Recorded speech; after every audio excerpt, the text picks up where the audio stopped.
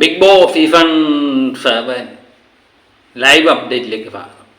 നമ്മളെല്ലാവരും കൂടെ ചേർന്നൊരു ജോലി ചെയ്തിട്ട് നമുക്ക് ആഹാരമൊന്നും ഇല്ലാത്ത അവസ്ഥയിൽ നമ്മളെല്ലാവരും കൂടെ ജോലി ചെയ്ത് കുറച്ച് കാശൊക്കെ സമ്പാദിച്ച് സാധനങ്ങളെല്ലാം മേടിച്ച സാധനങ്ങൾ തിരിച്ചു കൊടുക്കണമെന്ന് പറഞ്ഞാൽ നമ്മുടെ അവസ്ഥ എന്തായിരിക്കും അല്ലേ? പട്ടിണിയാണെന്ന് വിചാരിച്ചു, അല്ലെങ്കിൽ ആഹാരം കുറവാണെന്ന് വിചാരിച്ചു. അത് നമ്മൾ കഷ്ടപ്പെട്ട് നേടിയ കാശ് എന്തെങ്കിലും ഒരു ചെറിയ കാരണത്തിന് വേണ്ടി ഇതെല്ലാം തിരിച്ചു കൊടുക്കണം എന്ന് പറഞ്ഞു കഴിഞ്ഞാൽ നമ്മളെങ്ങനെയായിരിക്കും പ്രതികരിക്കുന്നത്? പറഞ്ഞവൻ്റെ ചെവിക്കല്ല് തീർത്തുറന്നു കൊടുക്കും അല്ലേ? അതാണ് ഇന്ന് ബിഗ് ബോസിൽ സംഭവിച്ചത്. അനീഷ് എന്ന് പറയുന്ന മത്സരാർത്ഥിയെ സംബന്ധിച്ച് കണ്ടൻറ്റ് ആവശ്യത്തിന് കൊടുക്കുന്ന മത്സരാർത്ഥിയാണ്.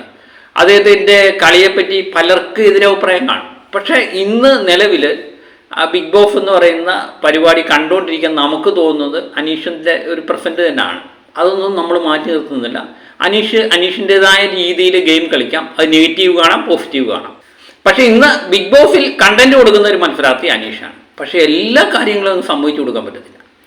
ഇന്ന് നടന്നത് എന്ന് പറയുന്നത് സത്യം പറഞ്ഞാൽ ചെറ്റത്തരം എന്ന് തന്നെ പറയേണ്ടി വരും. നമ്മൾ അധികം അങ്ങോട്ട് കിടക്കുന്നില്ല. അതിനും വലിയ വാക്കുകൾ വല്ലതും ഉണ്ടെങ്കിൽ അത് പ്രയോഗിക്കുന്നതാണ് ഏറ്റവും നല്ലത്. നന്മവരം കളിക്കുക എന്നൊക്കെ പറയത്തില്ല. ഇപ്പോഴത്തെ കൊച്ചു പിള്ളേർ വരെ പറയും നന്മവരം കളിക്കുക എന്ന്. അതാണ് അനീഷ് ഇവിടെ കാണിച്ചത്. ബിഗ് ബോസിനെ എല്ലാം സോപ്പിട്ട് നന്മവരം കളിക്കുന്ന രീതി കണ്ടു. വേറെ കാര്യമൊന്നുമില്ല. അക്ബർ ടാസ്ക് എല്ലാം കൂടെ കളിച്ച് വളരെ അധികം റിസ്ക്കുള്ള ടാസ്ക്കായിരുന്നു. കല്ലിബർക്ക് ആ ടാസ്കൊക്കെ നമ്മൾ കഴിഞ്ഞ ദിവസം കണ്ടു. അതെല്ലാം കളിച്ചതിന് ശേഷം അക്ബർ വിജയിച്ചു.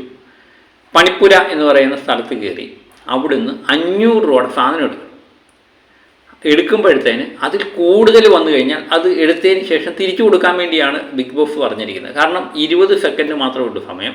ഇതിനകത്ത് കയറി പറ്റുക എന്ന് പറയുന്നത് വലിയ പാടാണ്. അതുപോലെ തന്നെ ഇത്രയും ടാസ്ക് കളിച്ചതിന് ശേഷം വിജയിച്ച് ഇതിനകത്ത് കയറിപ്പറ്റി അവിടെ ലൈറ്റ് അറേഞ്ച്മെൻറ്റൊക്കെ വളരെ ഗംഭീരമായ ലൈറ്റ് അറേഞ്ച്മെൻറ്റാണ്. അവിടുന്ന് വില നോക്കിയൊന്നും തിരഞ്ഞെടുക്കാൻ പറ്റത്തില്ല അവസ്ഥയാണ്. അത് ലൈവ് കണ്ടവർക്ക് കൃത്യമായിട്ട് മനസ്സിലാവും. അങ്ങനെ കഷ്ടപ്പെട്ട് അക്ബർ അതിനകത്ത് കയറി 690 രൂപയുടെ സാധനം പിറക്കിക്കൊണ്ട് വരും. അപ്പം ഇവിടെ ഭക്ഷണത്തിന് വലിയ ഷോർട്ടേജാണ്. അത് അനീഷ് മാത്രമല്ല, ഈ 19 മത്സരാർത്ഥികൾ ഷോർട്ടേജാണ്.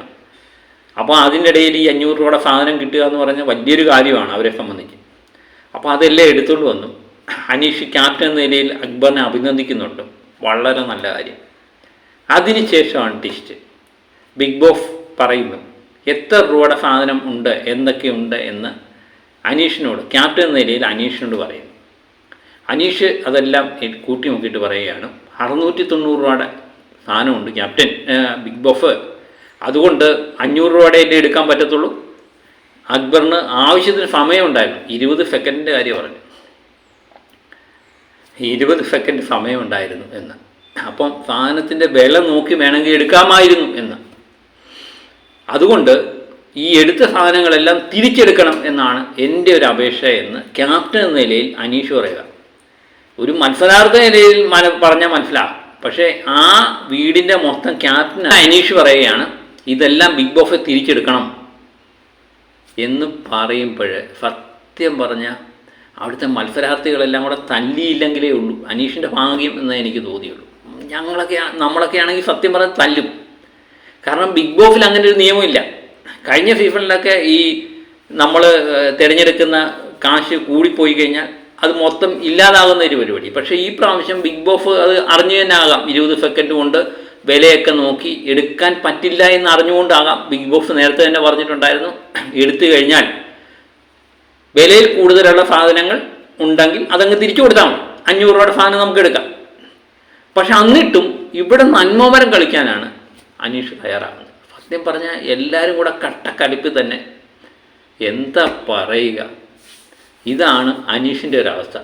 ആവശ്യമില്ലാത്തടത്തും ആവശ്യമുള്ളിടത്തും എല്ലാം കയറി ഗെയിം കളിക്കാൻ പോകും. അവിടെ സ്ക്രീൻ സ്പേസ് കിട്ടാൻ വേണ്ടിയാണ് അനീഷ് കളിച്ചത്. അത് ചിലപ്പോൾ പ്രൊമോയിലായിട്ട് വരും, എല്ലാവരും കൂടെ എനിക്കെതിരെ നീങ്ങുന്നത് വരും. പക്ഷേ ഇതും കൊണ്ടൊന്നും ആവില്ല അനീഷ്, അത് മനസ്സിലാക്കുക. കാരണം മുൻകാല ബിഗ് ബോസ് താരങ്ങളല്ല, സൂപ്പർ താരങ്ങളായ പലരുമുണ്ട്. അവരൊക്കെ കളിച്ച രീതി തന്നെയാണ് അനീഷ് പിന്തുടരുന്നത്. പക്ഷേ അതിനകത്ത് അവർക്ക് അവരുടേതായ ഒരു നന്മയുണ്ടായിരുന്നു. ബിഗ് ബോസിലെ മറ്റു മത്സരാർത്ഥികളോട് അവർക്കൊരു മമതയുണ്ടായിരുന്നു. ഇവിടെ അനീഷിന് അതില്ലാത്ത അവസ്ഥയാണ്. അനീഷിന് അവരോടൊന്നും സ്നേഹമൊന്നുമില്ല. എങ്ങനെയും എൻ്റെ ഗെയിം എനിക്ക് സ്ക്രീൻ സ്പേസ് കിട്ടണം എന്നുള്ള രീതി തന്നെയാണ് അനീഷ് പെരുമാറുന്നത്. അവിടുത്തെ ഒറ്റ മത്സരാർത്ഥികളോടും അനീഷിന് യാതൊരു സ്നേഹമില്ല, അനീഷിന് ഒരു അടുപ്പമില്ല. പക്ഷേ കഴിഞ്ഞ സീസണൊക്കെ എടുത്തു നോക്കിയോ, ബ്രില്യൻ്റായിട്ട് കളിച്ച പലർക്കും അവിടുത്തെ ചില മത്സരാർത്ഥികളുമായിട്ടെങ്കിലും അടുപ്പമുണ്ടായിരുന്നു. ഇത് അതുപോലും ഇല്ല.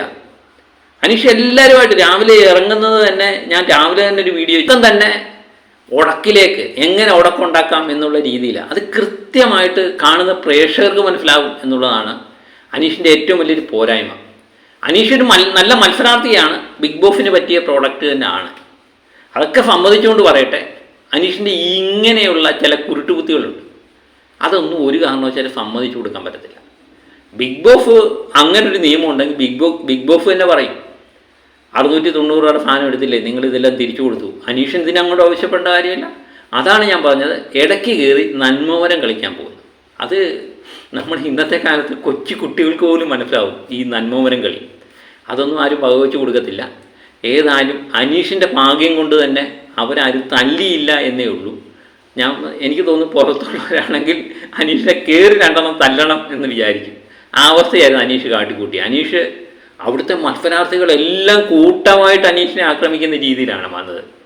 അതില്ലേ പറഞ്ഞത്, എന്താ പറഞ്ഞത്, അവർക്ക് ആഹാരമില്ല, ആഹാരം വളരെയധികം ഷോർട്ടേജാണ്. അതുപോലെ അവർക്കാർക്കും വസ്ത്രങ്ങൾ കിട്ടിയിട്ടില്ല, ബാക്കിയുള്ളവർക്കും അവരുടെ വസ്ത്രങ്ങൾ കിട്ടിയിട്ടുള്ളൂ. ആ അവസ്ഥയിൽ ബിഗ് ബോസിൻ്റെ വീട്ടിൽ അതിൻ്റെ ഇടയ്ക്ക് അനീഷിൻ്റെ ചില തരികിട നമ്പറുകളും അങ്ങോട്ടും ഇങ്ങോട്ടും ഇടിയും, അനു പറഞ്ഞ പോലെ ഒരു നെഗറ്റീവ് അവിടെ എല്ലാം സ്പ്രെഡ് ചെയ്യുക.